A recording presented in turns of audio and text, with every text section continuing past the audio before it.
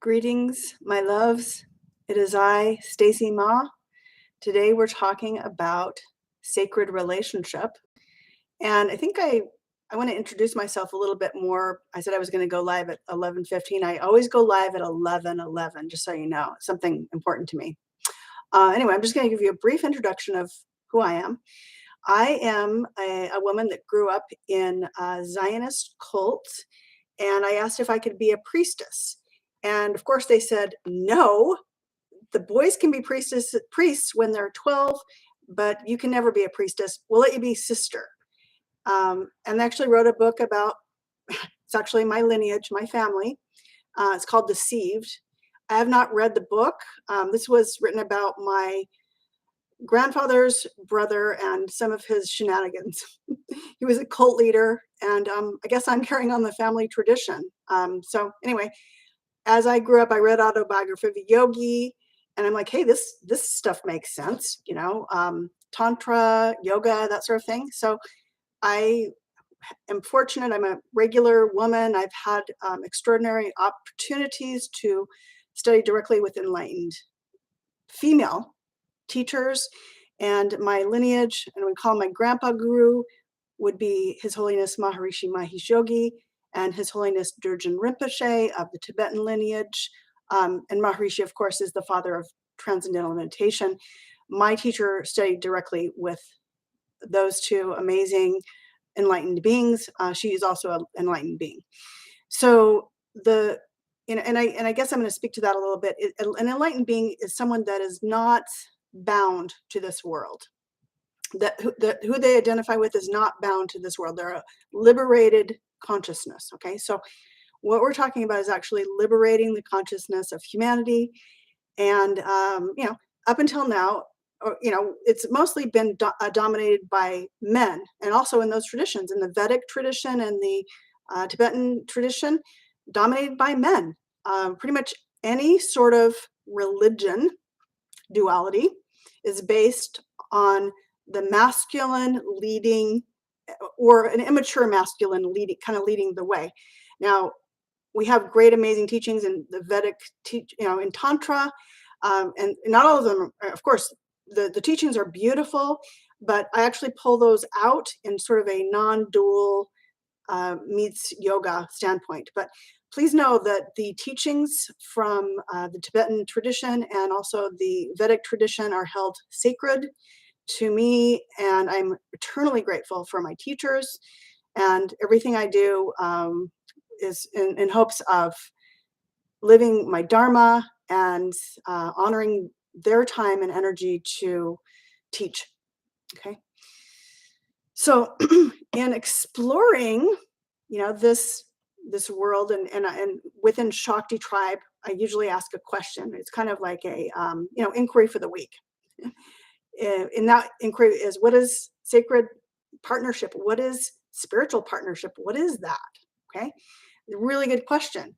And I'm simultaneously researching Lilith. So I'm like, hey, rise of feminism. Lilith is the ultimate feminist, and she was known as Adam's first wife, who basically said, I will not be subjugated by you. And we can say that she didn't want to be on the bottom when they had sex.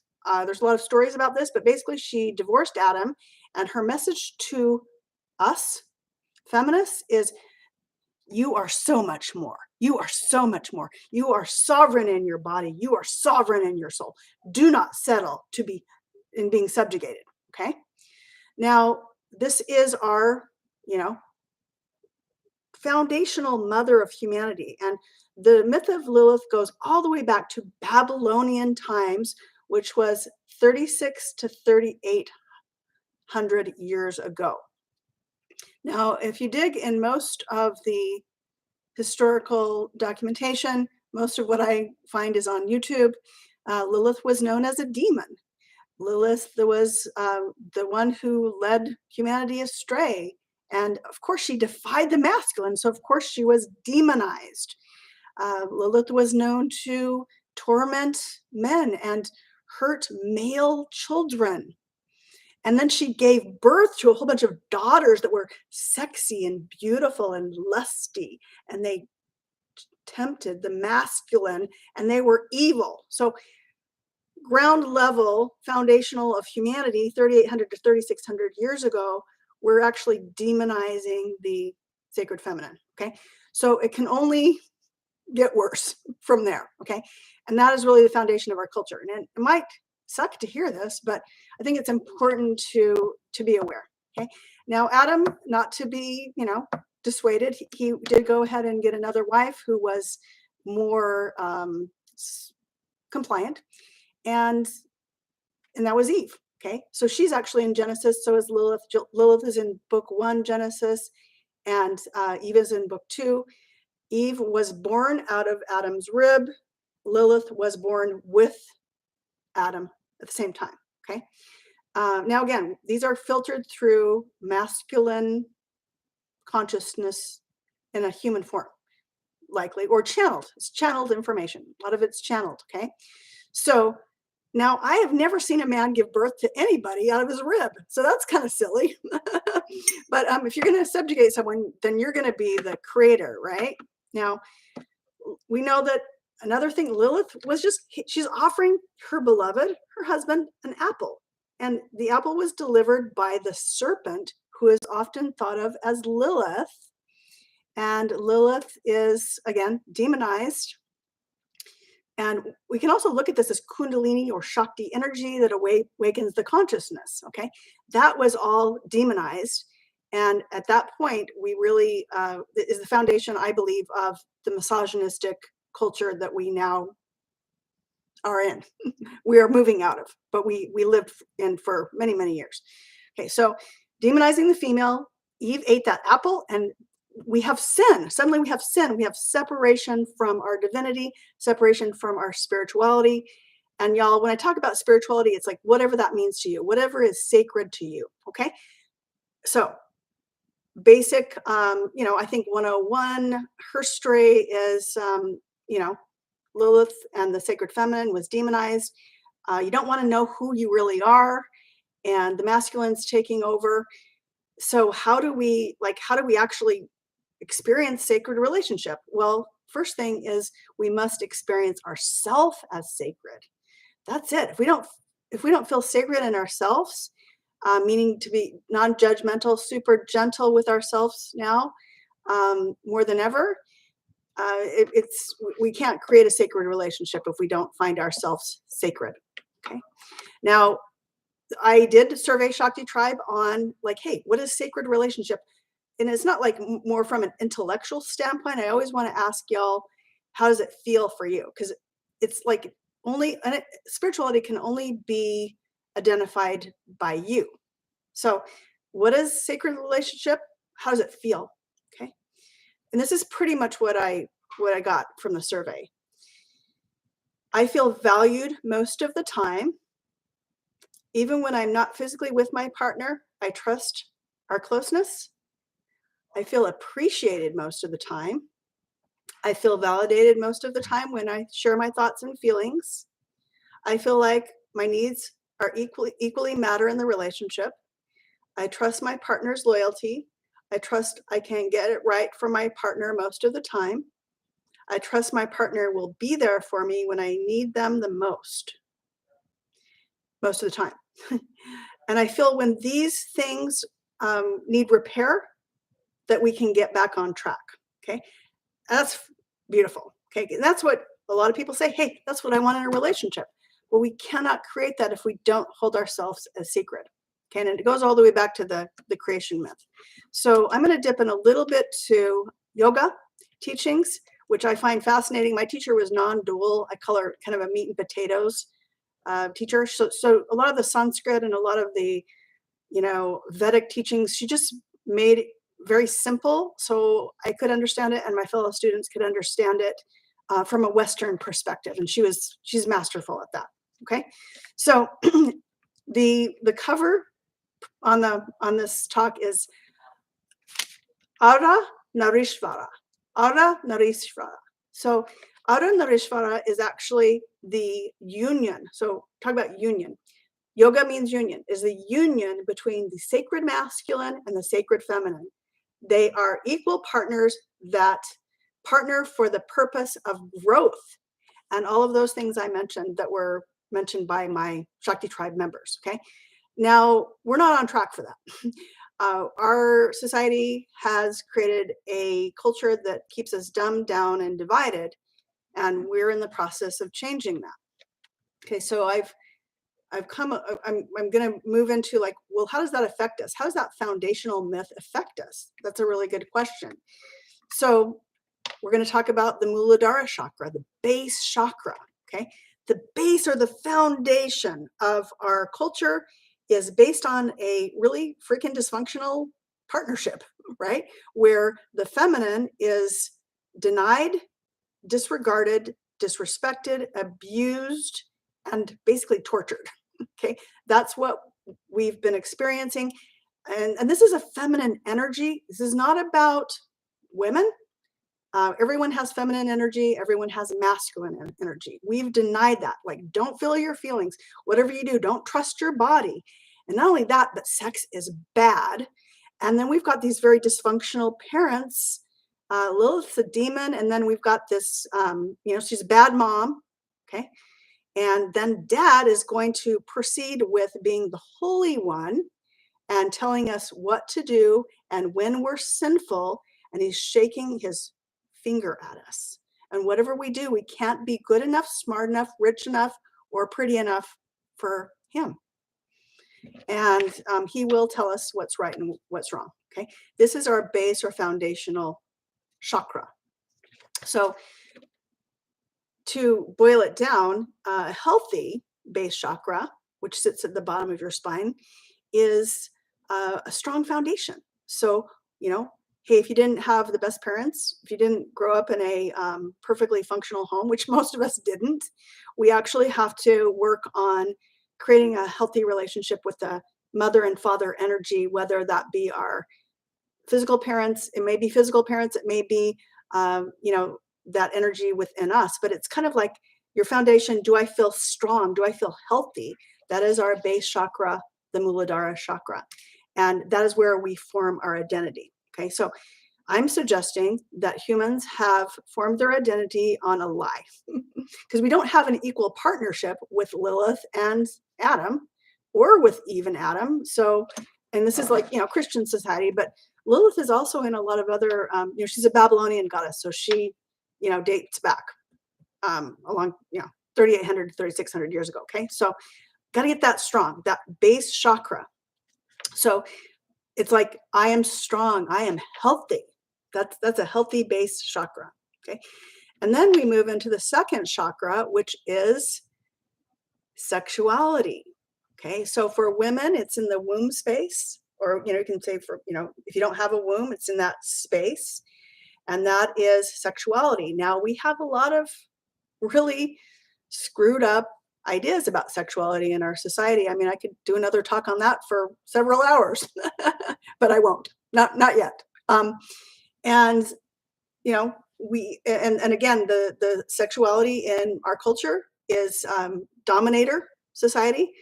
I have male consultants that talk to me about this, and at least in the United States and pretty much worldwide, porn is one of our primary means of sex education, everywhere, especially in the red states, right? And my consultants call it trauma porn. Okay, so I don't really watch this, but a lot of it is based in rape and abuse of the feminine. Okay, and it's not respectful of the sacred masculine or the sacred feminine. So when we store a lot of trauma in our second chakra, it's very difficult for us to flow, because this is where all of our organs are. It's kind of like a water area. It makes it so we can't flow into our creativity. So this is actually, I call it the creatrix chakra. It's like the artist chakra. And it is backed up with a lot of funky sexual trauma. And that's not working for us. So healthy second chakra, that is sensuality, flexibility, going with the flow and not overthinking it. That's what it is. I call it the creatrix chakra. And this is going to be a really important one for us as we move into higher states of consciousness, to be able to flow with what's going on and not be able to let go of the old so the new energy can come in. And if I'm going to boil it down, this is like I feel. So like I get a gut feeling, like maybe your gut, like I feel, maybe it's like an intuition. And then we've got all kinds of, bacteria in our digestive system. Those, are little beings, if you will. And there's like a community down there and they feel stuff. So pay attention to your body. That's where your intuition starts, in your second chakra. Okay. Moving up, we've got the Manipura chakra. Okay. So this is kind of, we're getting into the sacred masculine. And again, like the sacred masculine holds all of this. Okay. And the, the ultimate healthy sacred masculine, if I'm just going to boil that down, is peace. He holds safe space. He loves all of us. He loves even our dark side, even our shadow side. And same thing with Lilith. Lilith also represents the shadow of our psyche. So maybe those things that we don't like about ourselves, it's like, hey, look at those, feel them from the second chakra, feel them. Don't run away from them. Develop observation skills where you can look at yourself, and maybe you look at yourself sort of as a witness. We call it witness consciousness, which is sort of the essence of Dzogchen. Okay.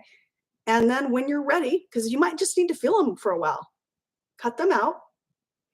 We transmute the energy of the challenging things we have in our second chakra to nurture. Okay, so the sexual energy, that is the essence of Shakti. And that energy moving up to higher levels of consciousness literally feeds the upper chakras. So I'm going to make a bold statement. I think that most of Western culture, at least, or most of humanity, is stuck in those first two chakras. We're stuck in just feeling safe, not feeling safe, and not being the masters or mistresses of our domain, sexual domain. So from that is what I call bukkake consciousness. Basically spewing out our sexual energy, and that's how we identify sexual energy. We can also call it life force energy, wherever. There's no sort of integrity there. There's no integrity. And it is, blaming, shaming, trauma, all that. That's kind of the root of that. Okay. So until we, heal those two areas, we can't move into, so that those two areas, or the life force energy really starts down there and moves up to the higher chakras, nurturing and literally feeding higher levels of consciousness. But if we're like blowing it out all over, we never actually get there. Okay. And in my line of work, I've seen some people that are, I'm going to say, stuck in a like sex addiction, or it comes out as objectifying. It's kind of like, a product of porn culture. And this is how we educate our children. No, thank you. We're not into that anymore. We can do better. Okay. So moving up to the next chakra, the Manipura chakra, the solar plexus. Okay. The upper dantian. Okay. This is the ability to act in the world. So again, it's like the masculine energy, being able to take positive action, to take action in the world, and often make money so we can live. Okay. Now this has become a big chakra for us, or chakra energy for us, because our God has become really a lot about making money, looking good, being Instagram ready. That is, that's our new God. And from that place, we've really lost our soul, because, not that money's bad, because it's a great thing. It's just about how we use it and how we perceive it as an aspect of our actions in the world. So I suggest that we can, there's more than enough money, there's more than enough prosperity for everyone, and that we can share it. And so that's, again, when we move from the dominator consciousness to partnership consciousness. Okay, so this is like the sun energy, that third chakra, and it's basically I am confident, I am powerful. Okay, so we can be strong and powerful and still be in those lower chakras, and we see that a lot with very, very wealthy people in the world. Maybe they have lots and lots and lots of money, and they've actually cultivated energies in those lower three chakras, and they're doing great financially, billionaires, right? But it's like, hey, well, do they have the view? And really, what I'm teaching here is the view. And this is not something that you can get out of a fast food window. This is something that needs to be cultivated and verified by you. Okay, so third chakra is I act. I suggest that we can take actions that are based in partnership consciousness that are effective actions. Okay, so this is like our willpower consciousness.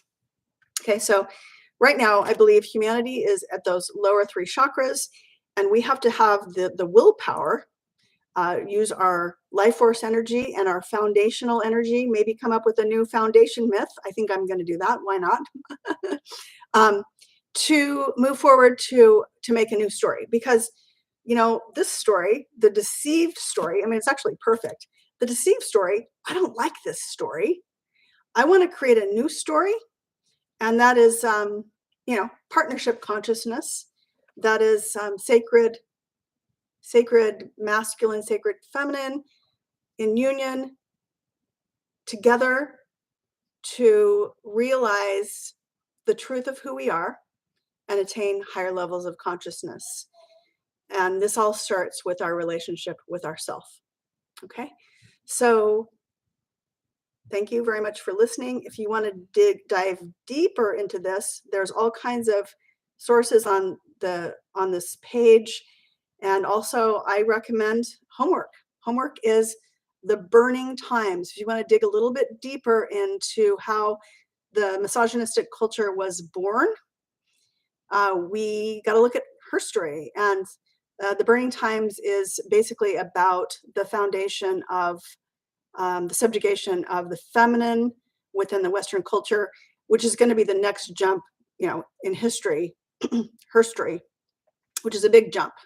But I'm going to actually go from Babylonia, Mesopotamia to Western Europe in the Burning Times, which is actually the witch burnings of 9 million women were burned. Okay, so generational trauma, generational trauma, generational trauma, misogyny, misogyny, misogyny. We're cutting that out. We're saying no, thank you, and moving into partnership consciousness. The sacred feminine, supported by the sacred masculine, is here to lead with compassion, wisdom, and most of all, love. So please be loving to yourselves. Feel your feelings, all of them, not just the positive ones or the ones you think that you should have, but really feel them all, and raise that energy up to your higher chakras. And we'll go to that place, but we're working on these lower chakras and just looking at her story, because it's a story that's not told, and it's not told very much from a tantric's perspective, or tantrika's perspective. And anyway, bottom line is, you are sacred. You are a multi-dimensional, powerful being. You are a creator, a creatrix, priest or priestess, or come up with your own empowering title. The narrative of our human story is not giving us an accurate description of who we really are from a level of identity. You are so much more powerful than you think. So it's more like moving into heart space, surrendering our head to our heart. And the word surrender, devotion comes up, gratitude, in the process of letting go of that identity that no longer serves. Okay, dark goddess energy, Lilith, badassery. Check that out. Feel it in your body, and I'd love to know. Put it in the comments. How does the sacred masculine, sacred feminine feel in your body? How does the dark masculine and the dark feminine, that shadow side, how does that feel in your body? when you're able to, meet it head on and really develop witness consciousness, which is absolutely a process. Okay. Anyway, I'm sending you much love from my heart to yours. We are here to lead with love. Thank you so much for listening. If you feel compelled, I do need to fund the Radical Sacred Feminist movement. I have a Patreon account. I'd love for you to donate if you can, or I'm also going to be creating a GoFundMe because, hey, it's fun. It's a fun job, but it doesn't pay that well. And I am actually being funded by my sacred masculine currently. Thank you. And the platform I stand on is that sacred masculine holding the space for me. All right. So much love, and I hope to connect with you again soon. Loves.